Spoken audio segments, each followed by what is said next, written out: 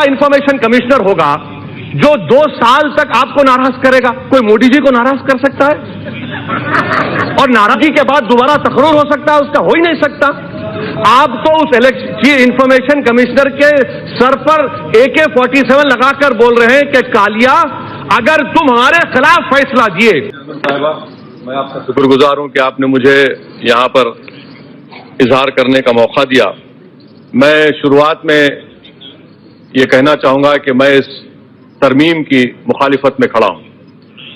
محترم چیئرمین صاحبہ، یہ جو اس ایوان میں اس بل کو لایا گیا، یہ نہ صرف ایک رجت پسندانہ اقدام ہے اور ایک غریب جس کو 70 سال کے بعد ایک 10 روپے کی درخواست پر، بلکہ اس ایک غریب چوکیدار کو 10 روپے کی درخواست پر اس کے معلوم ہو جاتا تھا کہ میری حکومت میرے لیے فلاحی اقدامات کیا کر رہی ہے.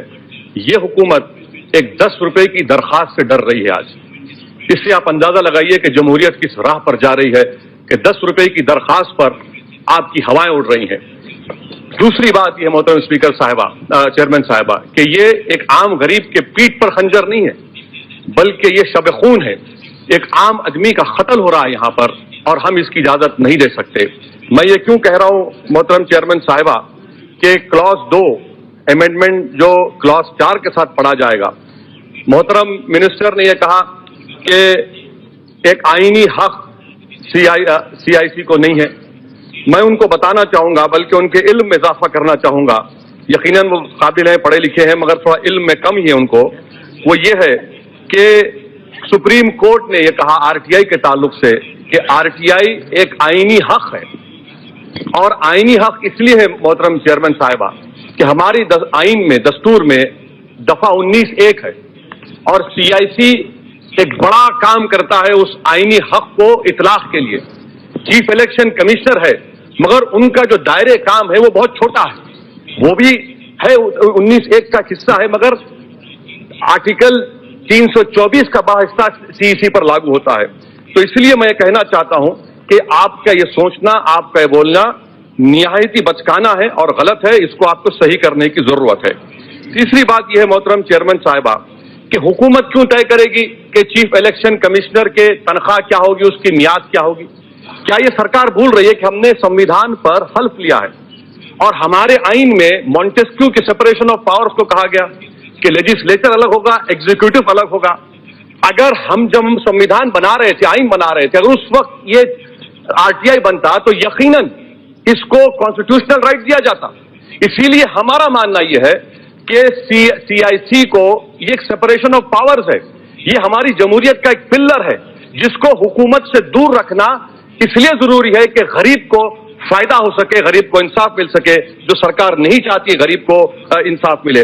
محترم چیئرمین صاحبہ، وزیر صاحب نے کہا کہ اس لیے ہم اس کا آئینی حق ختم کرنا چاہتے کیونکہ چیف الیکشن کمشنر کے اختیارات چیف CIC اور CEC کے برابر، جج کے برابر ہیں. وہ بھول رہے ہیں. اس ایوان کو آپ نہیں بتا رہے ہیں کہ RTI میں دفعہ 23 کیا ہے. کیا وہ ایوان کو بتائیں گے کہ جتنے بھی CIC کے فیصلے ہوئے رٹ کے ذریعے ہائی کورٹ میں، سپریم کورٹ میں چیلنج کیے جاتے ہیں؟ تو آپ یہ کیا کہہ رہے ہیں؟ آپ تو ایوان کو گمراہ کر رہے ہیں. آخری بات محترم چیئرمین صاحبہ، کلاس 3 امینڈمنٹ بل جو کلاس 4 کے ساتھ ہے، اسٹیٹ الیکشن کمشنر کو آپ اس میں مداخلت کر رہے ہیں. میڈم آپ کا تعلق بنگال سے ہے، یعنی بنگال کا chief minister state election information commissioner کا تقرر کرے گا مگر اس کی تنخواہ اور اس کی میعاد کیا ہوگی دلی طے کرے گا. یہ عجیب و غریب بات ہے. کیا یہ آرٹیکل 245 کا وائلیشن نہیں ہے؟ کیا یہ اسٹیٹس کی اٹانومی کو نہیں چھین رہا ہے؟ آپ چھین رہے ہیں. آپ کون ہوتے بنگال کی سرکار کو کہنے کے لیے کہ میں تنخواہ دوں گا یہاں سے، آپ اپوائنٹ کریے کسی کو؟ یہ تو بالکل سراسر غلط ہے. کل اگر اور ایک حیرت انگیز بات دیکھیے میڈم، حکومت کیا کہتی ہے کہ as prescribed by the government of India. کل اگر تمل ناڈو میں اسٹالن چیف منسٹر بن گئے، جو بنیں گے انشاءاللہ، تو آپ کیا کریں گے کہ نہیں گجرات کے لیے الگ پرسکرپشن ہوگا اور تمل ناڈو کے لیے الگ ہوگا. یعنی گجرات کے الیکشن کمشنر کی تنخواہ بڑھا دیں گے، اس کے میعاد کو بڑھا دیں گے، یہاں پر کم کر دیں گے. کیوں کریں گے میڈم؟ بتا رہا ہوں हुकूमत ये चाहती है कि डर पैदा किया जाए इलेक्शन इंफॉर्मेशन कमिश्नर में। कैसे डर पैदा करें कि अब इस रूल बनाएंगे कि हम आपको 2 साल की मियाद देंगे और फिर दोबारा आपको रीअपॉइंटमेंट करेंगे। तो दुनिया में ऐसा कौन सा इंफॉर्मेशन कमिश्नर होगा जो 2 साल तक आपको नाराज करेगा? कोई मोदी जी को नाराज कर सकता है? और नाराजगी के बाद दोबारा तकरूर हो सकता है? उसका हो ही नहीं सकता। आप तो उस इंफॉर्मेशन कमिश्नर के सर पर AK-47 लगाकर बोल रहे हैं कि कालिया, अगर तुम हमारे खिलाफ फैसला दिए तो फिर आपको दोबारा अपॉइंटमेंट नहीं, तकर्रुर नहीं किया जाएगा। ये खिलाफ वर्जी है। मैडम मैं खत्म कर रहा हूं। अच्छा मैडम, जो हाँ, क्या आप कुछ बोलिए ना, खड़े रह के बोलिए। अरे गिरिराज जी खड़े रह के बोलिए ना, डर क्यों रहे मुझसे? खड़े हो जाइए, हम बैठते हैं। बोलिए, मैं यील्ड करता हूं, बोलिए ना। इस पर तो आप मत बोलिए, आप पाकिस्तान के एक्सपर्ट हैं। मोहतरम स्पीकर, चेयरमैन साहिबा, इस आरटीआई का प्रियम्बल क्या है? आरटीआई का प्रियम्बल कहता है ट्रांसपेरेंसी, अकाउंटेबिलिटी। उर्दू में उसको कहेंगे शफाफियत और एहतसाब। क्या शफाफियत और एहतसाब इससे आप हासिल कर रहे हैं सर? मुझे तो नजर नहीं आता आप शफाफियत और एहतसाब हासिल कर रहे हैं, क्योंकि एज प्रिस्क्राइब बाय सेंटर तो आप कुछ भी करते जाएंगे। और आखिरी बात, मैं खत्म कर रहा हूं, आखिरी बात, लॉ कमीशन की रिपोर्ट आई। लॉ कमीशन की रिपोर्ट पर इस सरकार ने 2017 के फाइनेंस बिल के तहत तमाम ट्रिब्यूनल्स की तनख्वाह को आपने रैशनलाइज किया।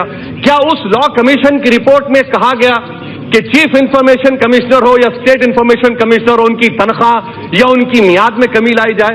अरे आखिर ना आप लॉ कमीशन को मानते, ना आप आइन को मानते।